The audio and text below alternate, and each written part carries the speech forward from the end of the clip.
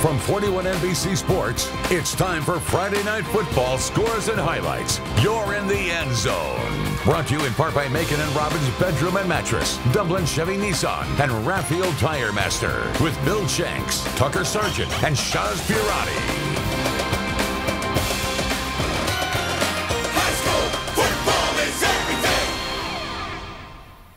Hello, good everybody, and welcome to the End Zone from the Superstations, 93.1 FM and 98.3 FM. I'm Bill Shanks, healthy and ready to go. Once again, Tucker is also back, and he'll be with us for the big game in Macon. And Shaaz will have Perry at Westside. We have a few teams prepping for region play that is coming in the next few weeks, along with a couple of teams squaring off in region action. One such team opening region play tonight was Houston County. The Bears have scored 50 points per game in their first 5 games, all wins. Tonight, the 4th-ranked team in 6A, Lee County, visited Freedom Field for a Region 1 opener. Here we go for the highlights of this game. Yep, beautiful night. Nice weather shot. Here we go now. First quarter action. Lee County with the ball. Weston Bryan hands off. Osman Croma, and he's off to the races. Lee County would get on the. Look at him running. Gum. 7-0 Trojans after the PAT, but Hoke would answer right back. Antoine Hill Jr. puts Hoke on the board and ties it up after the PAT, 7-7. Lee County answers right back.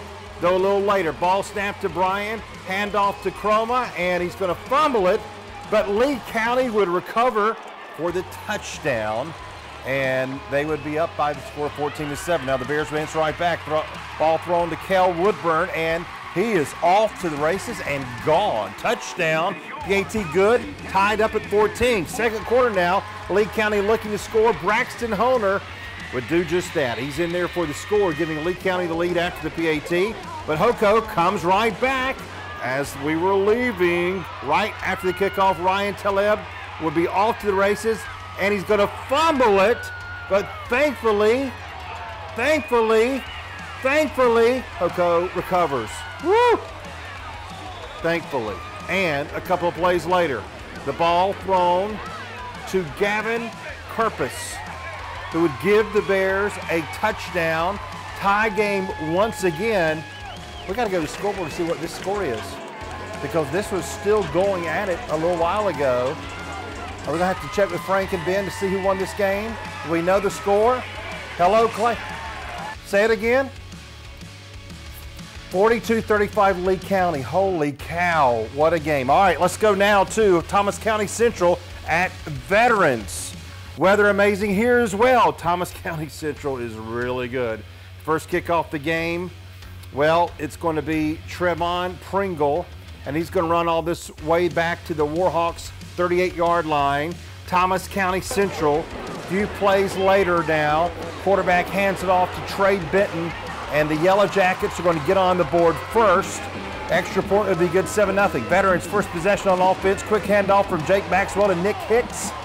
And he's tackled for loss and a fumble. Thomas County Central receives it and takes it over. Then Ezekiel Bogan hands off Ahmad Ponder. And he's going to run it 20 yards for the touchdown. Another touchdown for Thomas County Central. Trying to have some momentum here. Warhawks back. Jake Maxwell drops back, launches it, but it's picked off. Taiwan Christopher gets it.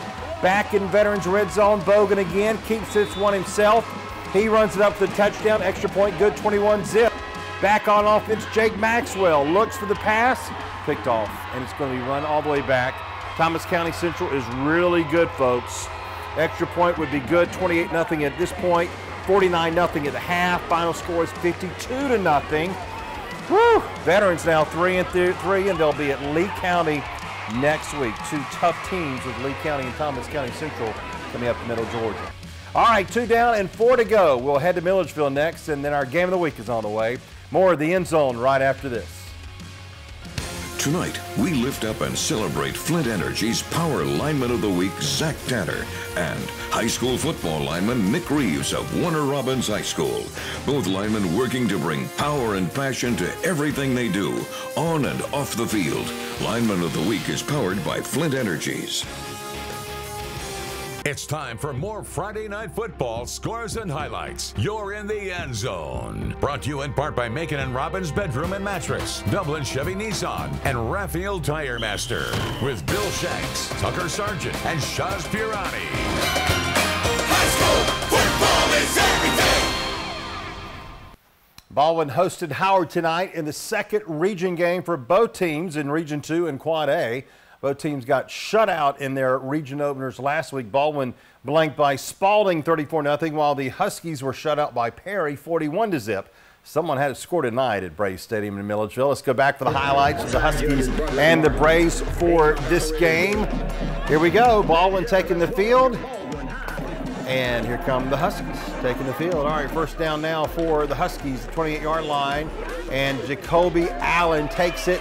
He's going to go for a while down to the Ballwin 25, but they don't manage to score just yet. Later in the first quarter, it's Huskies ball again. 49-yard line, Cam Taylor to Micaiah Howard.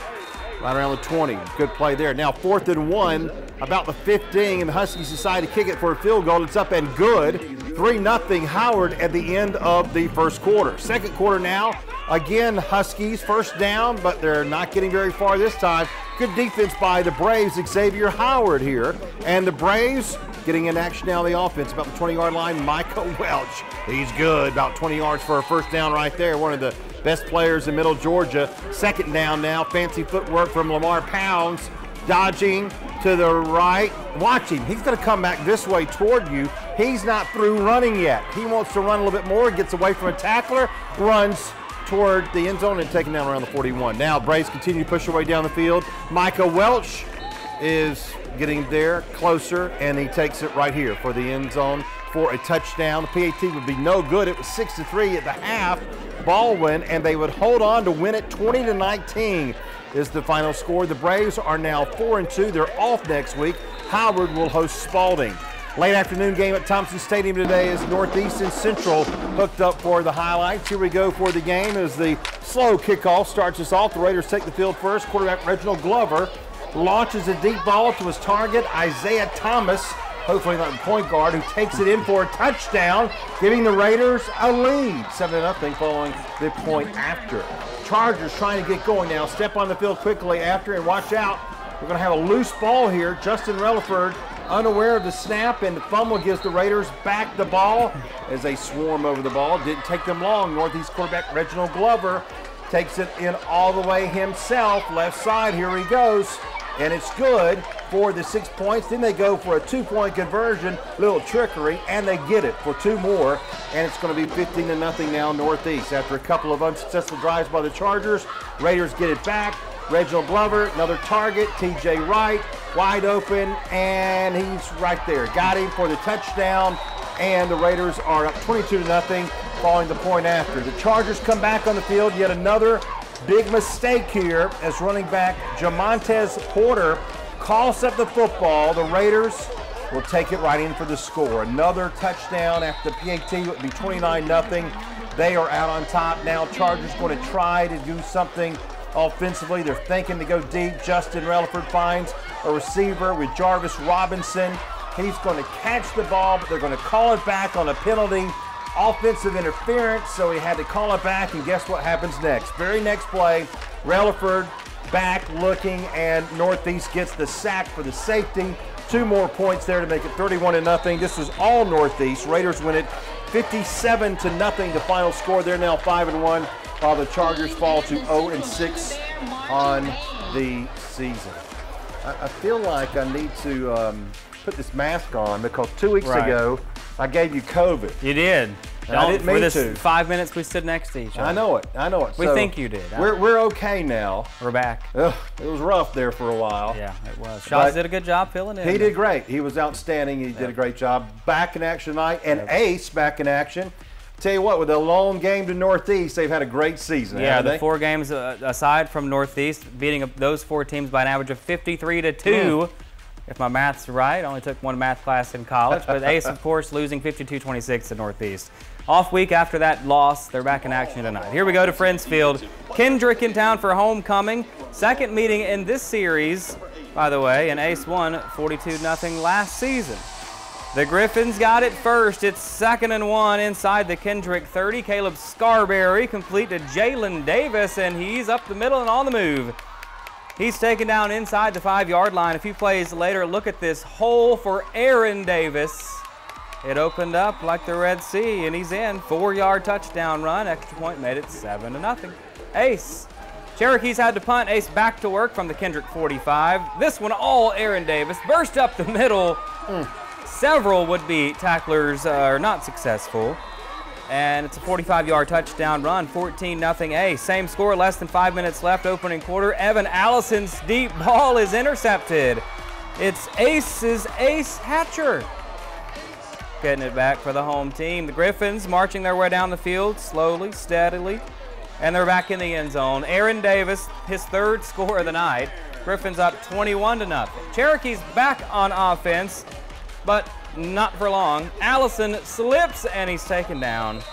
A pack of Griffins in on that defensive play. 2nd quarter now still 21-0. Scarberry rolling and completing it to Will Crowder, who shows off some speed. Down inside the 15-yard line. 23-yard pass for Ace. Makes it 1st and 10. A few plays later, Scarberry finds Crowder again on the other side, and he's in there. Ace rolling 28-0 after the kick, after a botched snap on the Kendrick punt attempt. Ace has it again, threatening again. This one lofted up there and lands perfectly in Bryson Vincent's hands.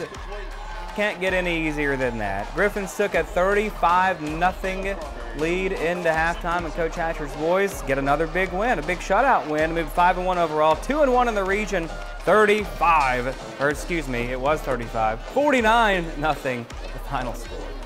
We've had 3 shutouts. Yeah, how about them? Yeah, he's doing really well. And we had a score incorrect. Oh. We are clear accurate to the point here. 44 right. Lee County. Lee County 44-35 over Houston County earlier. We said 42. We got that from Frank. It's fluid. Ben, so what do we know? It's fluid. Yeah. It's fluid situation, correct. So Lee County won the game, and we'll have our game of the week coming up right after this. More highlights coming up on the End Zone. Tonight's catered meal for the End Zone crew is provided by Cow Pies Pizza. Food the whole family will love. # utterly delicious. High school football is everything. It's time for more Friday Night Football scores and highlights. You're in the End Zone. Brought to you in part by Macon and Robin's Bedroom and Mattress, Dublin Chevy Nissan, and Raphael Tire Master. With Bill Shanks, Tucker Sargent, and Shaaz Peerani.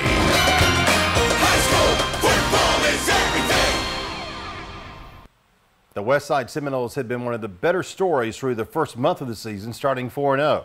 But they had not played in 2 weeks. Tonight, they open region play in 2 Quad A against Perry. The Panthers got off to a good start in their region schedule last week with a 41-0 win over Howard. Here's Shaaz Peerani now with our game of the week. Hey Bill, Perry has dominated this region for the last 3 years, going 17-1 and also winning 3 region titles over that span. Now Seminoles looking to beat the Panthers for the first time in 4 years, so let's see who comes out on top on our End Zone Game of the Week. Tonight's matchup is at the beautiful Edna4 Sports Complex right here in Macon, Georgia. First drive of the game for the Panthers, quarterback Coulter again steps back, finds Dakari Anderson in double coverage for the 28-yard reception. Later in the drive, Ahmad Gordon takes it in for the 2-yard rushing touchdown as Perry strikes first, leading 7-0 after the extra point. Now following drive and Seminoles with the ball, Cadifius Iverson gets the handoff, breaks a tackle. He is getting dragged down. What a big boy run for 26 yards. And later, Seminoles doing a little bit of trickery here. Keep your eye on the ball. Who gets it? Oh, it's Tristan Houston. He gets the toss and works his way outside to the end zone for the 21-yard touchdown, and Westside ties the game at 7 with an extra point. Now next drive for Perry. Ahmad Gordon gets his second rushing touchdown on the night as he scores from 1 yard out. Perry back on top 14-7 after the extra point. Now Seminoles with the ball once again, and who gets it? Iverson. This time finds a big hole, and he fights for 33 yards, and Westside would take advantages later in the drive. Jesse Bell gets the handoff, and he takes it in for the 12-yard touchdown as Seminoles tie it up at 14 with the extra point. Now next Perry drive, it doesn't take them long to score as this time, again, up to Khalid Miller, a perfect ball. Miller stays on his feet, gets in for the 41-yard touchdown, and Panthers back on top 21-14 after the extra point. Now next Perry drive, again, finds a slanted Keel Sparks for the wide-open touchdown, going after no good, but Perry led 27-14 going into halftime. Now the Panthers back to receive the opening kickoff of the second half. Dakari Anderson makes a few moves, finds a hole, and I bet you can tell what's about to happen. He goes all the way for the 73-yard touchdown. What a play! And Perry would go up 34-14 after the extra point. That is all the momentum they needed, because now the next Perry drive, again, launches it to Anderson, who makes a tremendous catch. And that would put Perry in scoring position as Gordon, he would add his third rushing touchdown on the night, as Perry would go on to take a 41-14 lead and would go on to win this battle 55-14, shutting out the Seminoles the entire second half. A phenomenal game from both teams tonight. However, Perry just a little too good for Westside. The Panthers now 2-0 in region play and will take on Griffin at home next Friday, while the Seminoles are 0-1 and will face West Lawrence on the road next Friday. Bill, that's all I've got from Ed DeFore Sports Complex. Back to you. Thank you very much, Shaaz. We'll have a look at the scoreboard right after this. It's time for more Friday Night Football scores and highlights. You're in the end zone. Brought to you in part by Macon and Robbins Bedroom and Mattress, Dublin Chevy Nissan, and Raphael Tire Master. With Bill Shanks, Tucker Sargent, and Shaaz Peerani. High school football is everything. Sports Talk for Middle Georgia. The Superstations is your home of the Braves, Bulldogs, Falcons, and Hawks. Every day at noon, we help you listen to the Jeff Dancer Show, and at 3 o'clock, I'll join you for the Bill Shanks Show. Coverage of the Dogs and Tucker's Auburn Tigers start tomorrow morning at 11:30. We're on a 93.1 FM in Macon, 105.9 FM in Warner Robins, 98.3 FM all over South Central Georgia, and online at thesuperstations.com.